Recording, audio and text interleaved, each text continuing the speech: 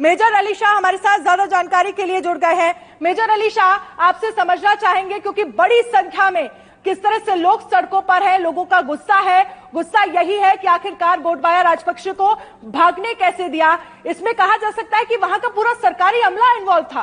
क्या कहेंगे आप?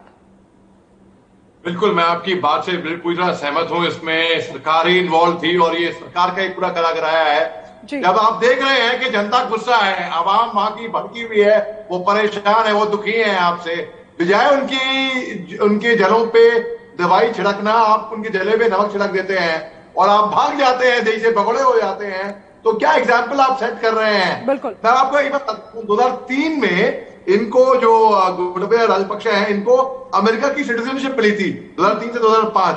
फिर उसके बाद कंटिन्यू करी ड्यूअल सिटीजनशिप लेके उधर 2019 में जब ये इलेक्शन लड़ने के लिए आए तो इनको अपनी सिटीजनशिप सरेंडर करनी पड़ी। तो इनको लगा कि भाई बहुत मैंने कीमत चुकाई है, मैं अपनी गद्दी छोड़ूंगा नहीं। और ये मैं बिल्कुल इसको बेवकूफी मानूंगा। ऊपर से आप वहां पे प्रधानमंत्री जनाब जो है विक्रम सिंघे, उनको आप राष्ट्रपति बना रहे हो इंटरिम, और भी गहरे मेजर अली शाह, आज 13 जुलाई है और 13 जुलाई को इस्तीफा देना था राष्ट्रपति को, राजपक्षे को, लेकिन वो बगैर इस्तीफे के भागे हैं। कारण ये बताया जा रहा है कि गिरफ्तारी नहीं हो पाएगी अगर वो राष्ट्रपति बने रहेंगे, इसीलिए मालदीव में जाकर छुप गए हैं। आपको मैं बताऊं, वो मालदीव में एक और वजह है। अगर आप ज्योग्राफी के तौर पे देखें, उनकी सबसे करीब में ज्योग्राफिकली हिंदुस्तान है, और हिंदुस्तान एंटरटेन नहीं करेगा ये सब बकवास। हिंदुस्तान ने इसमें उनके भगोड़े होने का, इसमें कोई हिंदुस्तान का कोई नाम नहीं है। कुछ लोग कह रहे थे कि नहीं, हिंदुस्तान का कुछ कहीं पे इन्वॉल्वमेंट नहीं है, ये भागे हैं मालदीव। मेजर अली शाह, न केवल हिंदुस्तान बल्कि अमेरिका ने भी साफ वीजा जो एप्लीकेशन उनकी ओर से दी गई थी उसको खारिज कर दिया है। उनका ये कहना है कि हम तो श्रीलंका की जनता के साथ हैं। बिल्कुल इसमें, और ये मालदीव इसलिए गए हैं और से क्योंकि श्रीलंका ने मालदीव की सेना को ट्रेनिंग भी दी थी, तो इनके अलग खास रिश्ते हुए वहां से।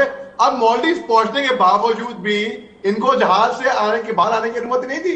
फिर उसके स्पीकर जो है मालदीव के, उनका इन्वॉल्वमेंट रहा, तब जाके ये बाहर निकल के आए वहां से। उसके बाद अब आप यहाँ के प्रधानमंत्री विक्रम सिंघे, जिनके खिलाफ गवर्नमेंट है, जिनके खिलाफ अवाम है, अवाम इसलिए उनके खिलाफ नहीं थी कि वो प्रधानमंत्री थे, अवाम उनके खिलाफ उनकी लीडरशिप के लिए थी। अब दोबारा उनको लीडर बना के आप इंटरिम प्रेसिडेंट बना रहे हो तो जनता और भड़केगी। इसलिए अभी हम जो देख रहे हैं, लेकिन मेजर अली शाह, क्योंकि हम तस्वीरें देख रहे हैं और ये तस्वीरें वाकई डराने वाली हैं और सेना के सामने चुनौती पैदा करने वाली भी हैं कि आखिरकार इतनी बड़ी संख्या में लोग जब सड़कों पर हैं तो कैसे इनको समझाया जाए, कैसे इनको घर वापस भेजा जाए।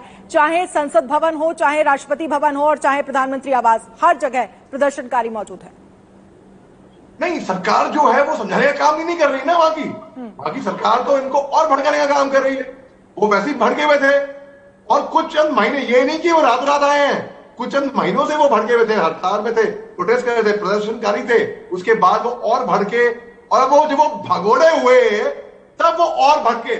भगोड़े होने के बाद कुछ चंद घंटों के लिए कोई हेड ऑफ स्टेट था ही नहीं। क्या नाराजगी विक्रम सिंघे को लेकर है क्योंकि उनको कार्यवाहक राष्ट्रपति बनाया गया है, इससे भी वहां की जनता नाराज है? बिल्कुल, इससे भी, इसके बाद और बढ़ गए। तो यानी कि आप समझाने के बदले हम पड़ोसी हैं, हम चिंता कर रहे हैं इनको। यहाँ की सरकार जो है वो अपनी गद्दी देख रही है केवल।